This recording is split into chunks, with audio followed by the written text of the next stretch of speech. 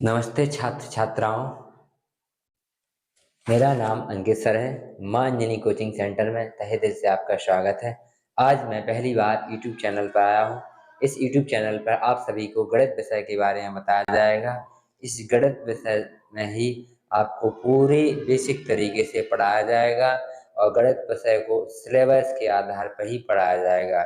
और आपको एक बात बता दें, आज हम पहली बार यूट्यूब चैनल पर आए हैं, इसलिए सभी छात्र छात्राओं हमारे चैनल को सब्सक्राइब करें, लाइक करें और शेयर करें। ठीक है, इसके बाद आपको बेसिक तरीके से गणित विषय को इतने अच्छे तरीके से पढ़ाया जाएगा कि आप लॉन्ग मेथड को भी आसानी तरीके से लगा सकोगे। ठीक है, तो आज की क्लास अपने स्टार्ट करते हैं। इस क्लास में सबसे पहले सिलेबस विषय में आपका फर्स्ट क्लास है नंबर सिस्टम।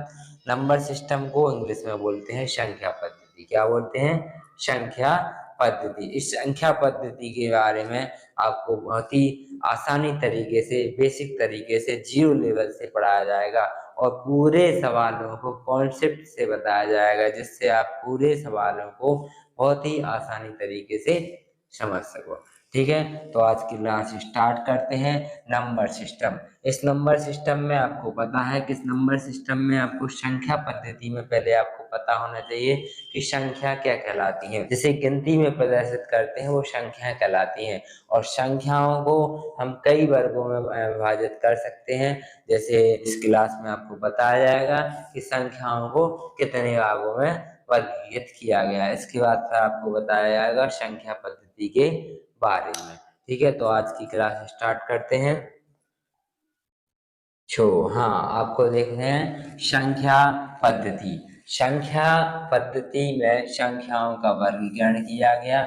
इस संख्या वर्गीकरण में सबसे पहले आपको बता देते हैं संख्या कितने प्रकार की होती हैं। आपको बता दें, संख्याएं दो प्रकार की होती हैं। एक होती है वास्तविक संख्याएं, दूसरी होती है काल्पनिक संख्या। यानी संख्या पद्धति में संख्याएं कितने प्रकार की होती हैं?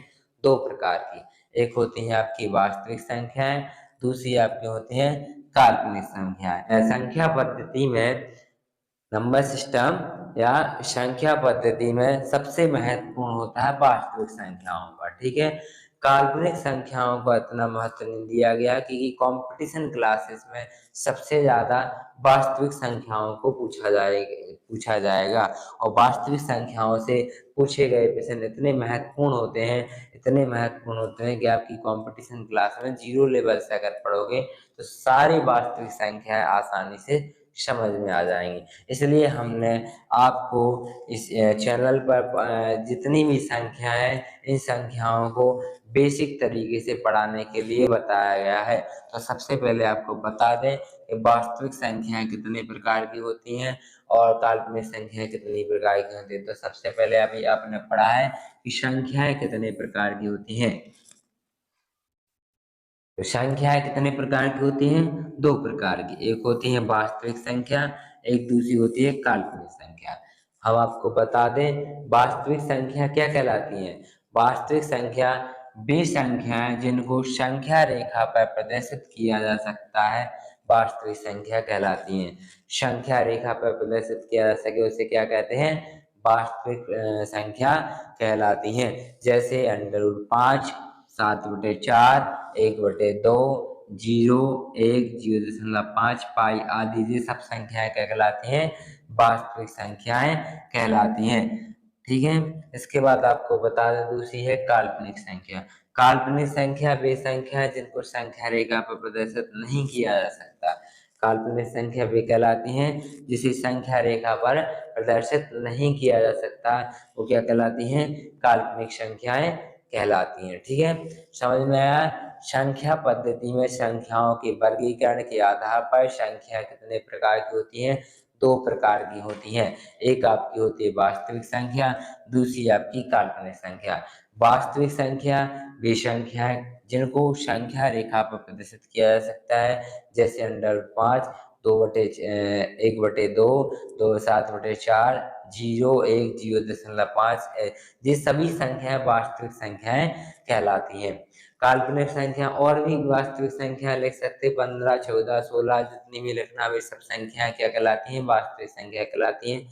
काल्पनिक संख्या वे संख्या कहलाती हैं जिसे अपन कैसे संख्या के रूप में प्रदर्शित नहीं करते हैं। जैसे √5 है -5 है, इस √5 में -5 का अगर मान निकालोगे तो आई मानते हैं, क्या मानते हैं, आई के रूप में निकल आता है। 5 आई निकाल दे जो आपको संख्या के रूप में संख्या रेखा के रूप में प्रदर्शित नहीं किया जा सकता है। ठीक है, तो आपको समझ में आ गया कि संख्या कितने प्रकार की होती हैं, दो प्रकार की, एक होती है वास्तविक संख्या और काल्पनिक संख्या।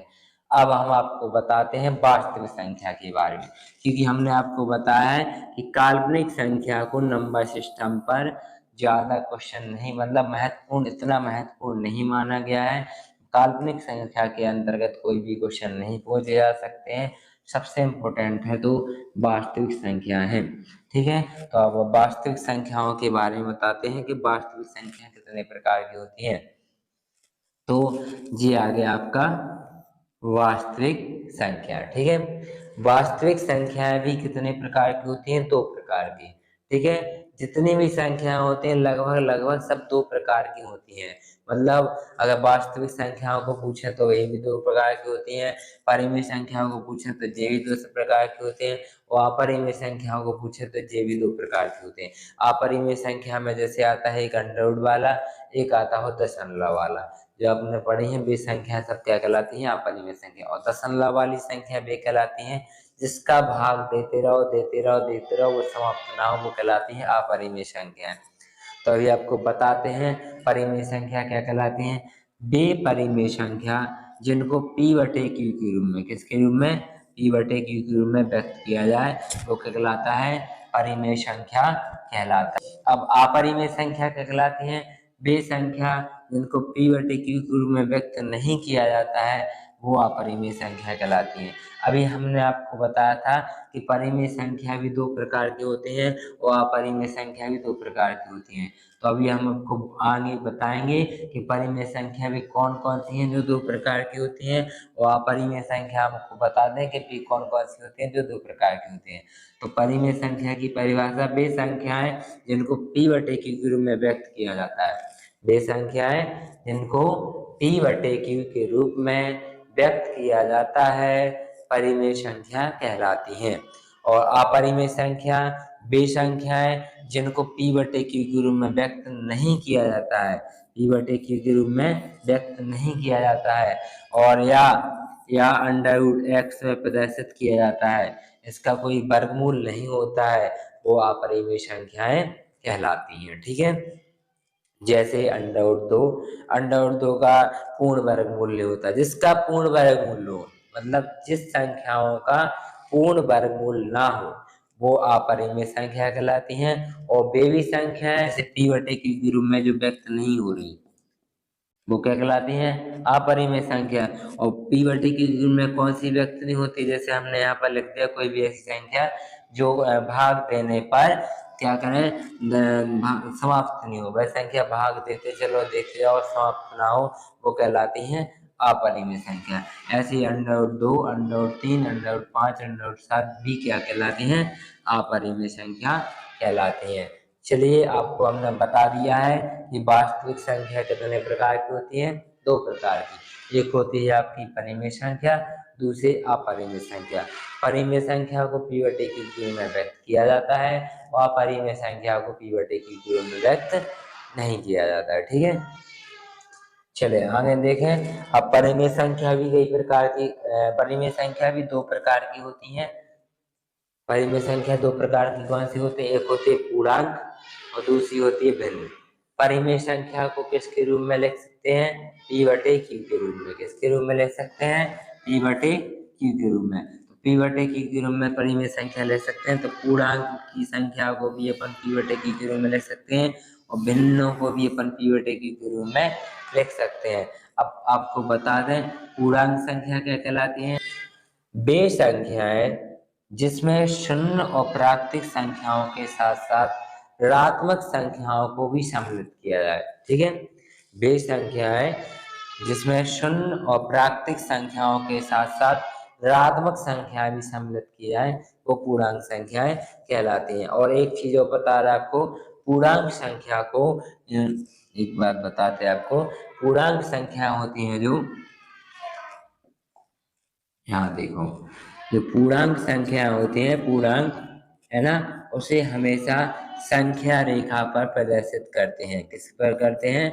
संख्या रेखा पर प्रदर्शित करते हैं। जितनी भी पूर्णांक संख्या होती हैं वो संख्या रेखा पर प्रदर्शित करते हैं। एक संख्या का 0 मान ये होता है शून्य। इस शून्य से इस साइड की दशाएं कहलाती हैं ऋणात्मक होती हैं, और इस साइड की रेखाएं क्या होती हैं? धनात्मक होती हैं। यानी पूर्णांक वे कहलाती हैं जिसे संख्या रेखा पर प्रदर्शित करें, वो क्या कहलाती हैं? पूर्णांक कहलाती हैं। ऋणात्मक संख्याएं भी क्रम से होनी चाहिए, जैसे -0, -1, -2, -3, -4, -5। जी क्या कहलाती हैं? ऋणात्मक संख्याएं। और पूर्णांक की इस साइड की संख्या, 0 की इस साइड की संख्या क्या कहलाती हैं? धनात्मक संख्या। 1, 2, 3, 4, 5। और आपको बता रहे, इस साइड से इस साइड की जाती हुई संख्या हमेशा बढ़ते क्रम में होती है। किस साइड से? इस साइड से, लेफ्ट से राइट की ओर। ठीक है, लेफ्ट से राइट की ओर अगर संख्या पढ़ेंगे तो हमेशा संख्या कौन सी क्रम में आएंगी? बढ़ते क्रम में। यहाँ पर लिख रहे हैं हमको, लेफ्ट से राइट की और संख्याएं बढ़ते क्रम में होती हैं। जितनी बड़ी संख्या ऋणात्मक होती है वो उतनी छोटी संख्या मानी जाती है। यही हम आपको बता रहे हैं, जितनी बड़ी संख्या ऋणात्मक हो वह हमेशा सबसे छोटी मानी जाएगी। ठीक है, जितनी बड़ी संख्या अगर ऋणात्मक हो जाए तो वो हमेशा उतनी ही छोटी मानी जाती है। इसलिए हम आपको बता रहे हैं कि लेफ्ट से राइट तक की ओर की जितनी संख्या बढ़ती जाएंगी वो हमेशा बढ़ते क्रम में होती हैं। जी किस में होती हैं? संख्या रेखा में। किस में होती हैं? और संख्या रेखा संख्या रेखा किस पर प्रदर्शित करती है? पूर्णांक पर।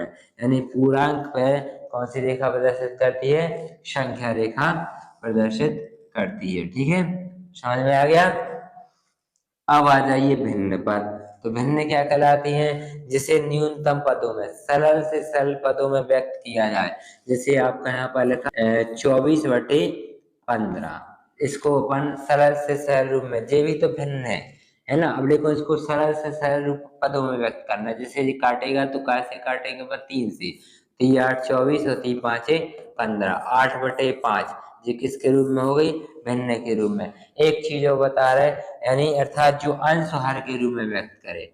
सीधी सीधी बात है, जो संख्या अंश और हर के रूप में व्यक्त होती है वो हमेशा भिन्न कहलाती है। लेकिन भिन्न को अपन अच्छी तरीके से तब पढ़ेंगे जब अपन भिन्नों को नेक्स्ट क्लास में देखेंगे। भिन्नों को अभी अपन किसके बारे में पढ़े?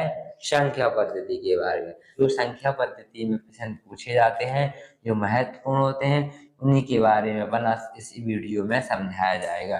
ठीक है, वीडियो की फर्स्ट वीडियो में आपको सिर्फ संख्याओं के बारे में बताया जाएगा, संख्याओं के वर्गीकरण के बारे में बताया जाएगा।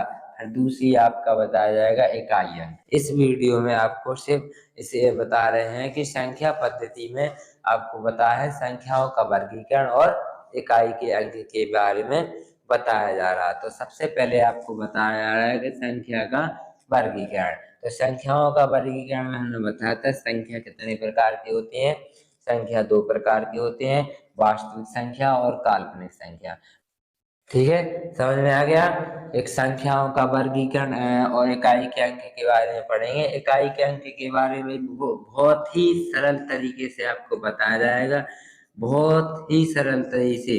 जितनी भी संख्या होती है इकाई के अंक में, जैसे घातांक के रूप में, बिना घातांक के रूप में इकाई का अंक निकालना है, उनको हम बहुत ही आसान तरीके से बताएंगे नेक्स्ट वीडियो में। फिलहाल में अपन संख्याओं का वर्गीकरण पढ़ रहे थे, तो संख्याओं के वर्गीकरण में आप कहाँ तक पहुंच गए? परिमेय संख्या तक। ठीक है, अब परिमेय संख्या के बाद आप आ जाओ पूर्णांक संख्या। तो पूर्णांक संख्या कितने प्रकार की होती है? 3 प्रकार की। एक है ऋणात्मक संख्या, एक है धनात्मक संख्या और दूसरी है आपकी शून्य संख्या। अब आपको बता दें, ऋणात्मक संख्या, शून्य संख्या, पूर्ण संख्या, धनात्मक संख्या, ये सब क्या होती हैं? ये सब पूर्णांक कहलाती हैं। क्या कहलाती हैं? पूर्णांक। ऋणात्मक संख्या को हमेशा ऋण चिन्हों से प्रदर्शित करते हैं और पूर्णांक संख्याओं को हमेशा धनात्मक चिन्हों से प्रदर्शित करते हैं। ठीक है, अब आपको पढ़ाएंगे हम पूर्ण संख्या। पूर्ण संख्या क्या कहलाती है? जो संख्या शून्य से शुरू हो। आपको बताया वे संख्याएं जो शून्य से प्रारंभ हो। किससे प्रारंभ हो? शून्य से प्रारंभ हो, वो कौन सी संख्या कहलाती हैं? पूर्ण संख्या कहलाती है। सॉरी, क्या कहलाती हैं? पूर्ण संख्याएं कहलाती हैं। तो आपको हम बता दें कि पूर्ण संख्या कहाँ से शुरू होती है? शून्य से। कहाँ तक जाती है? अनंत तक। वे संख्याएं जो शून्य से अनंत तक जाती हैं वो क्या कहलाती हैं? पूर्ण संख्याएं कहलाती हैं। पूर्ण संख्याएं 0 से शुरू होती हैं। और एक चीज वो बता रहा है, सबसे छोटी पूर्ण संख्या, सबसे छोटी पूर्ण संख्या हमेशा कहाँ से शुरू होती है? शून्य से। यानी सबसे छोटी पूर्ण संख्या क्या मानी गई है? शून्य को माना गया है सबसे छोटी पूर्ण संख्या। ठीक है, अब दूसरी है धनात्मक संख्या। धनात्मक संख्या क्या कहलाती है? जितनी भी प्राकृतिक संख्या होती हैं वे सब धनात्मक होती हैं। जितनी भी प्राकृतिक संख्या होती हैं वे सब क्या होती हैं? धनात्मक संख्या। यानी तो वे संख्याएं जो 1 से प्रारंभ हो। ठीक है, वे संख्याएं जो 1 से प्रारंभ हो वो क्या कहलाती हैं? प्राकृतिक संख्याएं कहलाती हैं। जैसे 1, 2, 3, 4, मतलब अनंत तक। ठीक है, आपको एक चीज और बता दें कि सबसे छोटी प्राकृतिक संख्या कौन सी संख्या? सबसे छोटी प्राकृतिक संख्या क्या होती है? 1 होती है। क्या होती है? 1। अगर आपके क्वेश्चन में पेपर में आ गया कि सबसे बड़ी पूर्ण संख्या बताइए, तो अनंत होती है, उसका आंसर हमेशा अनंत लिखना है। अनंत का चिन्ह हमेशा ऐसा बनता है, ध्यान रखना है। कभी कभी ऑप्शन में ऐसा आ सकता है कि 1, दूसरा ऑप्शन आ सकता है 2, तीसरा आ सकता है 0 और चौथा आ सकता है अनंत। ठीक है, तो आपको राइट आंसर क्या होगा? चौथा अनंत। क्या होगा? चाहे वो पूर्ण संख्या हो और चाहे वो प्राकृतिक संख्याएं हो। ठीक है, अब आगे देखें।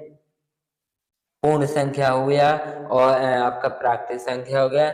नेक्स्ट देखें प्राकृतिक संख्या। ठीक है, पूर्ण संख्या तो हमने बता दिया कि शून्य से प्रदर्शित होती है। तो बस अब 1 से लेके जितनी भी संख्या होती है वो प्राकृतिक संख्या है। अगर सिर्फ शून्य लगा दो, क्या लगा दो? शून्य लगा दो, तो वो क्या बन जाती है? पूर्ण संख्या बन जाती है। तो पूर्ण संख्या के तो कोई प्रकार होते ही नहीं है। ठीक है, इसके बाद देखेंगे प्राकृतिक संख्याएं। प्राकृतिक संख्याएं भी कितने प्रकार की होती हैं? 2 प्रकार की, सम संख्याएं और विषम संख्याएं। वैसे तो हम आपको बता दें प्राकृतिक संख्याएं कई प्रकार की होती हैं। सम संख्याएं भी होती हैं, विषम संख्याएं भी होती हैं, भाज्य संख्याएं भी होती हैं और अभाज्य भी होती है। ठीक है, यानी भाज्य संख्या भी प्राकृतिक की संख्या तो है ना। सहअभाज्य संख्या भी तो प्राकृतिक संख्या है, अभाज्य संख्या भी तो प्राकृतिक संख्या है ना। जितनी भी संख्या है सब प्राकृतिक संख्या है, सिर्फ शून्य को छोड़ के। शून्य को छोड़ के, किसको? शून्य को छोड़ के सभी संख्याएं क्या होती हैं? प्राकृतिक संख्या होती हैं। लेकिन अभी अपन को क्या करना है? नंबर सिस्टम में एक एक करके सभी को बताना था, इसलिए हमने प्राकृतिक संख्याओं को सम संख्या और विषम संख्या में प्रदर्शित किया है। क्योंकि आपको बता दें सम संख्या भी आपको 2 प्रकार की हो सकती हैं, एक होती है भाज्य और दूसरी होती है अभाज्य। और विषम संख्या भी एक होती है भाज्य और दूसरी होती है अभाज्य। ठीक है, तो आपको पहले बता दें, हम अभी फिर से बता रहे हैं हम कि प्राकृतिक संख्याएं कई प्रकार की होती हैं, सिर्फ पूर्ण संख्याओं को छोड़ के। पूर्ण संख्याएं प्राकृतिक संख्या नहीं होती है। और पूर्ण संख्या पेपर में आ सकता है कि क्या पूर्ण संख्याएं प्राकृतिक संख्या हो सकती हैं, तो बिल्कुल नहीं होती है, क्लियर बात है, क्योंकि पूर्ण संख्या में क्या लगा हुआ है, शून्य। लेकिन सभी पूर्ण संख्याएं प्राकृतिक संख्याएं हो सकती हैं। ठीक है, सभी पूर्ण संख्याएं प्राकृतिक संख्याएं हो सकती हैं। सम संख्याएं भी प्राकृतिक संख्या हो सकती है, विषम संख्या भी प्राकृतिक संख्या हो सकती है, भाज्य संख्या भी प्राकृतिक संख्या हो सकती है, और अभाज्य संख्या भी प्राकृतिक संख्याएं हो सकती है। सम संख्याएं वे संख्याएं जो दो से पूर्णता व्यक्त हो।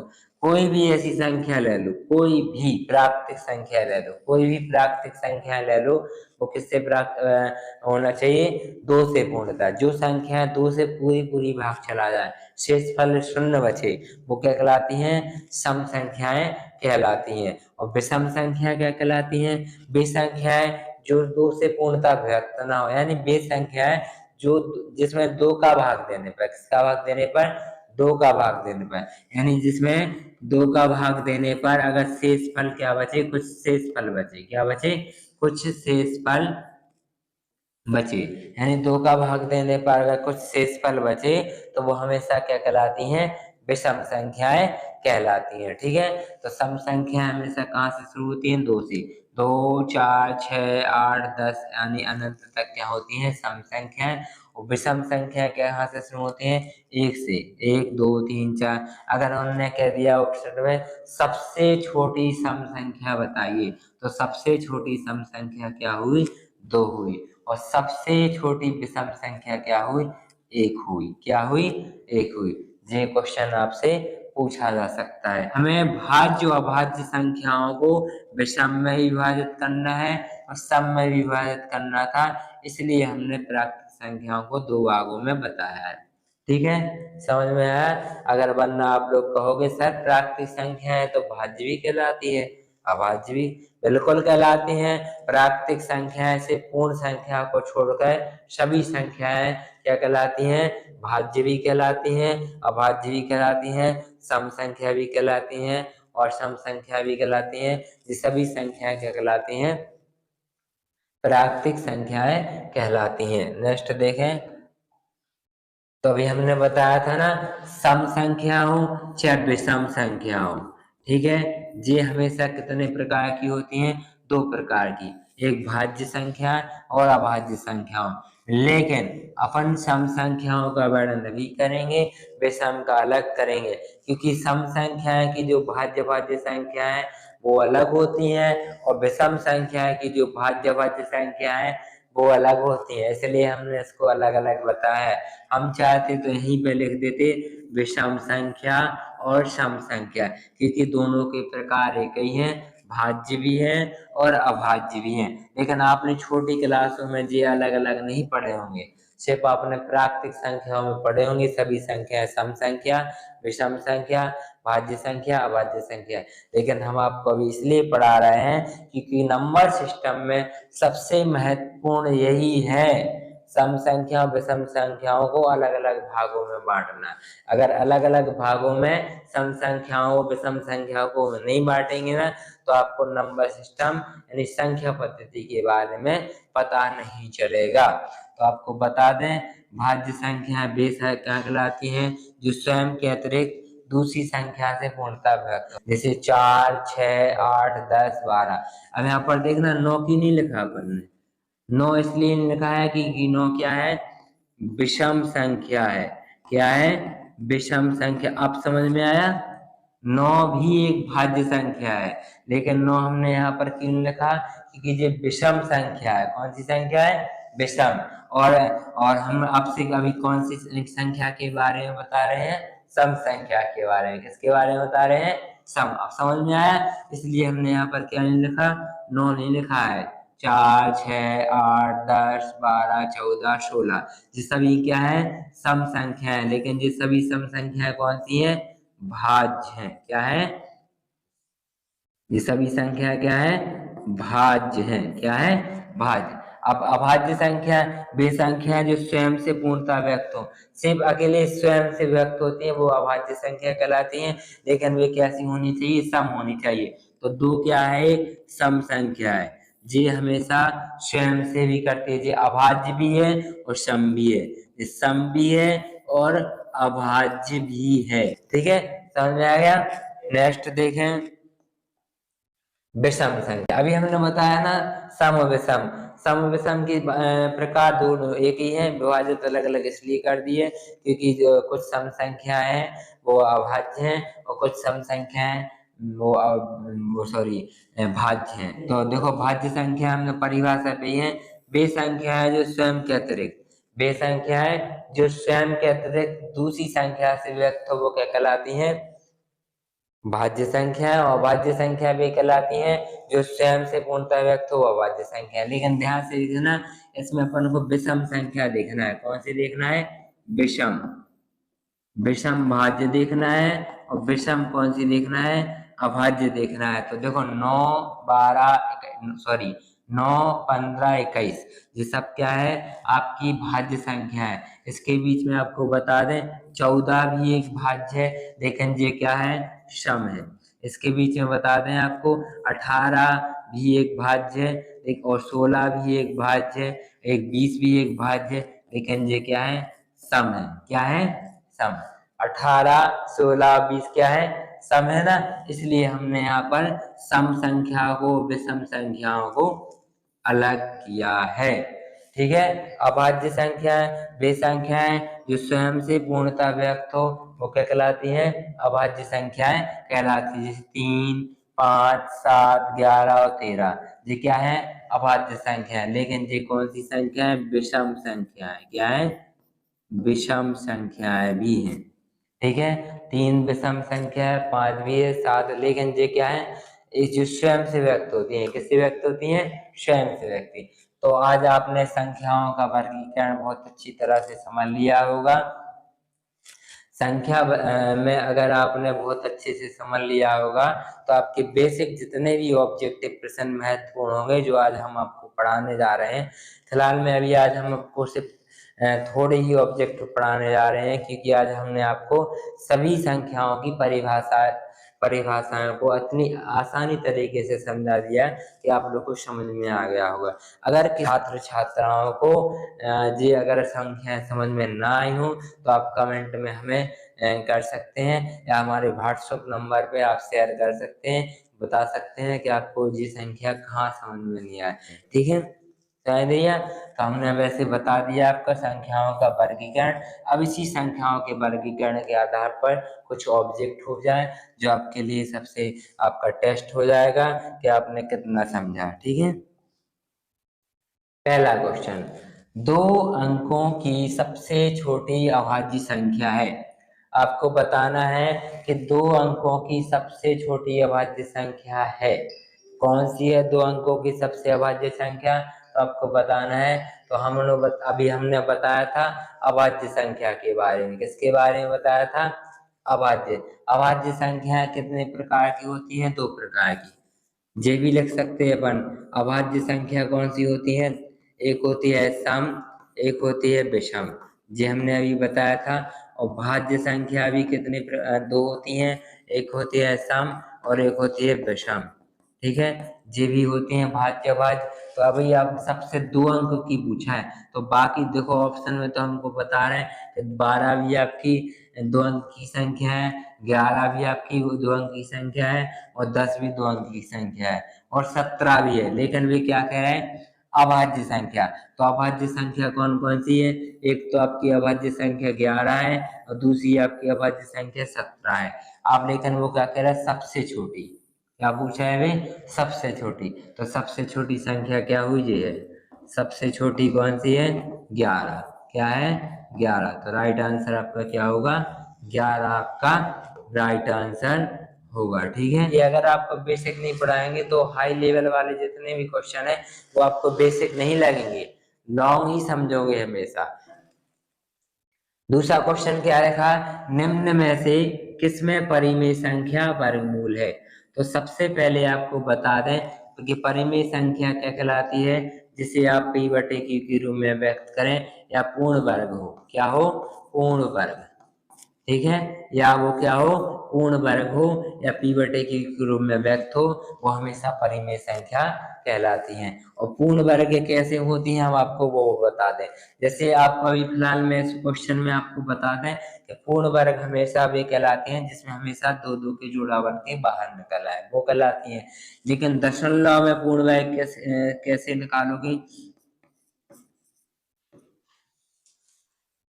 जो आपका दशमलव संख्या है, आपको कैसे पता चलेगा कि ये पूर्ण वर्ग है, ठीक है, आपको कैसे पता चलेगा कि ये पूर्ण वर्गमूल है दशमलव वाली संख्या में।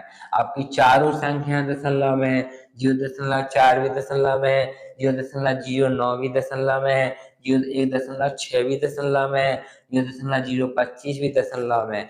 लेकिन हम आपको शॉर्ट ट्रिक बता दें इसकी पहचान अगर आपको एग्जाम देना है, क्योंकि आपको मैथ लॉन्ग मेथड मतलब कॉपी पे लिख के तो आंसर देना तो आपको टिक मार्क है, तो आपको शॉर्ट तरीके से बता रहे हैं कि हमेशा जिस वर्गमूल के अंदर दशमलव के बाद सम संख्याओं में संख्याओं क्या हो, सम संख्याओं में संख्याओं 2 4 6 8 संख्याओं में संख्याओं वो हमेशा क्या होती हैं, पूर्ण वर्ग हो सकती हैं, क्या हो सकती हैं, पूर्ण वर्ग हो सकती हैं। जैसे 0.4, 0.4 में दशमलव के बाद कितनी है, सम है कि विषम, ये क्या है, ये विषम है, तो ये तो पूर्ण वर्ग नहीं है। 0.09, इसके देखो दशमलव के बाद कितनी संख्या है, दो संख्या है, 0.09, दशमलव के बाद कितनी संख्या है, दो, तो ये कितनी हो गई, 0.3, ये पूर्ण वर्ग है। क्लियर, ये तो है। अभी अभी अभी अपन क्या निकाल रहे हैं, सिर्फ पूर्ण वर्ग निकाल रहे हैं। 1.6 आपकी पूर्ण वर्ग नहीं है क्योंकि दशमलव के बाद एक संख्या है, ठीक है, और चार चार भी आपकी पूर्ण वर्ग नहीं है क्योंकि ये भी विषम संख्याओं में, तो ये भी आंसर नहीं हो सकता। फिलहाल में 2 आपका आंसर इसमें दे रहा है, लेकिन फिर भी हमको समझा रहे हैं कि इनने क्या पूछा है, ये परिमेय संख्या है कि नहीं, ये बताना है पहले। अभी हम आपको क्या बता रहे हैं कि ये पूर्ण वर्ग है यानी पूर्ण वर्गमूल है, तो देखो चेक कर दिया, जिस संख्या के दशमलव के बाद दो संख्या दी हो, क्या दी हो, दो संख्या दी हो, क्या कहलाती है, पूर्ण वर्ग कहलाती हैं, क्या कहलाती हैं, पूर्ण वर्ग कहलाती हैं, ठीक है, ध्यान से देखना। 0.03 हो गए। अब इसको अपन p बटे q के रूप में व्यक्त कर सकते हैं, देखो 3/10 लिख सकते हैं। जो संख्या p बटे q के रूप में व्यक्त हो जाए वो हमेशा परिमेय संख्या होती है, तो आपका राइट आंसर क्या होगा, 0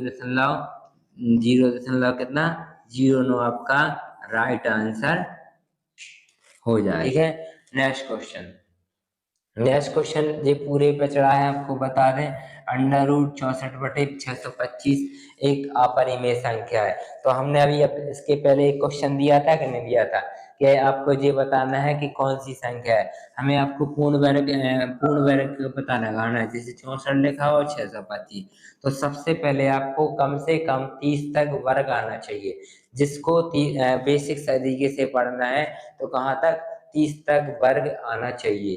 तो आपको पता होना चाहिए कि 64 किसका वर्ग होता है, 8 का, और 625 किसका होता है, 25 का। अब जी आप बताओ क्या ये p बटे के रूप में व्यक्त है कि नहीं है, तो जो संख्या p बटे के रूप में व्यक्त होगी वो हमेशा कौन सी संख्या कहलाएगी, परिमेय संख्या कहलाएगी। तो p बटे के रूप में व्यक्त है तो कौन सी संख्या कहलाएगी, परिमेय संख्या। पूर्ण संख्या हमेशा शून्य कहलाती है, अपरिमेय संख्या हमेशा क्या कहलाती है, अंडर में होती है, और प्राकृतिक संख्या 1 से शुरू होती है। प्राकृतिक संख्या कहाँ से शुरू होती है, 1 से शुरू होती है, ध्यान से रखना है, ठीक है। नेक्स्ट क्वेश्चन देखें,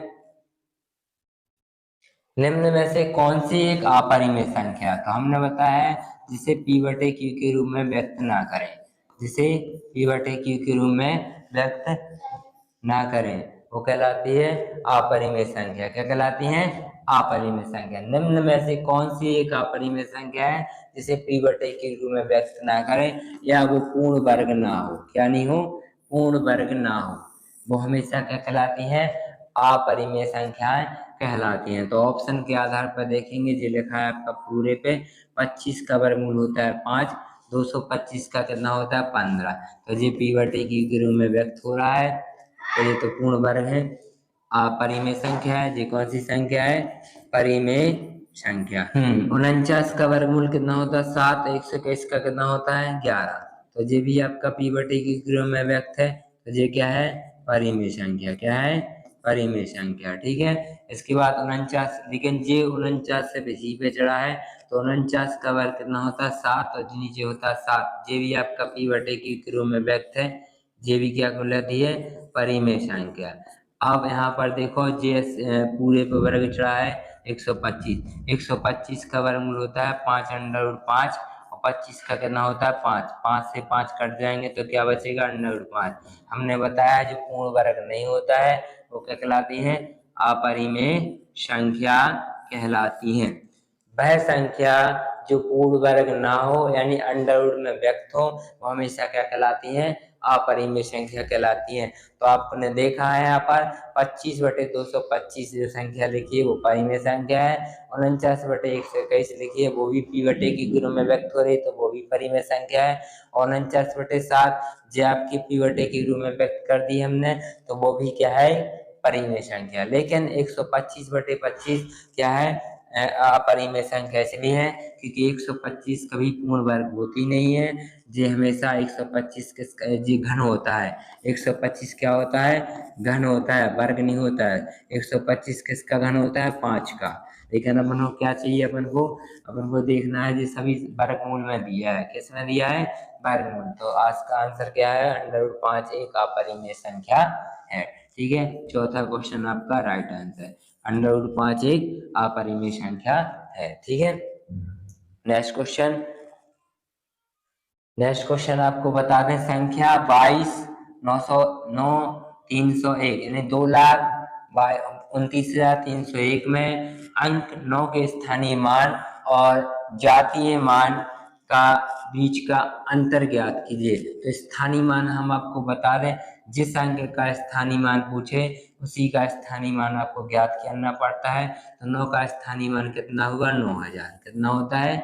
9,000। और आपको बता दें एक चीज और, जिसका स्थानीय मान पूछते हैं उसी को जातीय मान बोलते हैं और उसी को क्या बोलते हैं? अंकित मान भी बोलते हैं। ध्यान रखना। तो पेपर में कभी कभी एग्जाम में आपके ये भी पूछे जा सकते हैं कि स्थानीय मान और अंकित मान का अंतर ज्ञात कीजिए। तो वे संख्याएं जो जिसका स्थानीय मान ज्ञात कर रहे हो उसी संख्या को हम अंकित मान बोलते हैं और जातीय मान बोलते हैं। तो 9,000 आपका स्थानीय मान निकला है और जातीय मान आपका कितना है? 9। तो आंसर क्या होगा इसका? इसको अंतर पूछा है ना, अंतर। तो अंतर का मतलब होता है घटाना। तो अंतर क्या होगा आपका? आपको पता होना चाहिए। घटाना तो आपका आता है 9,000 में से 9 घटाएंगे तो 8,991 आपका आंसर लेगा। यानी क्वेश्चन नंबर आंसर नंबर आपका दूसरा आपका सही है। समझ में आ गया? वे संख्या है जो जिसका स्थानीय मान पूछे उसे क्या कहते हैं? जातीय मान। और आपका स्थानीय मान और जातीय मान को अंतर क्या कहलाता है? आपका आंसर निकल आएगा। सबसे पहले आपको एक चीज और बता दें कि स्थानीय मान और जातीय मान ये सबसे छोटी क्लास में आप पढ़ चुके होंगे, है ना। तो स्थानीय मान हमेशा कहाँ से ज्ञात किया जाता है? इकाई से। इकाई, दहाई, सैकड़ा, हजार, दस हजार, लाख तक। तो आप जिस संख्या को उठा के पूछेंगे तो उसी का स्थानीय। अगर हमने 9 की जगह 2 का पूछा होता तो 2 के स्थानीय मान 2 होते। एक होता आपका 2,00,000, एक होता आपका 20,000। कितना होता? 20,000। ठीक है। लेकिन आपका उन्होंने 9 का पूछा तो 9 का स्थानीय मान कितना होगा? 9,000। और जातीय मान कितना था? 9। इसका अंतर कितना निकल आया? 8,991। ठीक है। आज की क्लास यहीं समाप्त कर दी जाएगी। और आपको बता दें जितनी भी संख्या और जितने भी क्वेश्चन जितनी भी भाषा आपको समझ में नहीं आई हो तो तो आप एक बार कमेंट करके हमें भेज दें। और अगर आपको समझ में आ गई हो, अच्छे से समझ में आ गई, तो नेक्स्ट क्लास का इंतजार करें। नेक्स्ट क्लास आपकी कल लगेगी और क्लास नंबर 2 आपका भी नंबर सिस्टम के और भी ऑब्जेक्टिव क्वेश्चन दिए जाएंगे। कम से कम 4 से 5 दिन तक आपके ऑब्जेक्टिव क्वेश्चन होंगे, ठीक है। मैथ की वजह से आपकी रीजनिंग बनेगी और आपका माइंड खुलेगा। माइंड खुलेगा तो आपकी जीके, हिंदी, इंग्लिश जितने भी सब्जेक्ट हैं कंपटीशन में आते हैं, चाहे वो रेलवे, एसएससी, पटवारी, किसी की भी तैयारी कर रहे हो, उसकी तैयारी के लिए आपको सबसे पहले बेसिक तरीका पढ़ना चाहिए। कोई भी सब्जेक्ट को बेसिक तरीके से ही पढ़ना चाहिए, ठीक है। आज के लिए जो भी आपने पढ़ा है उसको एक बार रिपीट कर लें अच्छे से। उसको एक बार वीडियो को एक बार नहीं 2 बार देख लें। अगर आपको वीडियो अच्छे से समझ में नहीं आई है तो आप उसको दोबारा रिपीट करके देख लें। बाकी के ऑब्जेक्ट आपको कल बताए जाएंगे। राधे श्याम।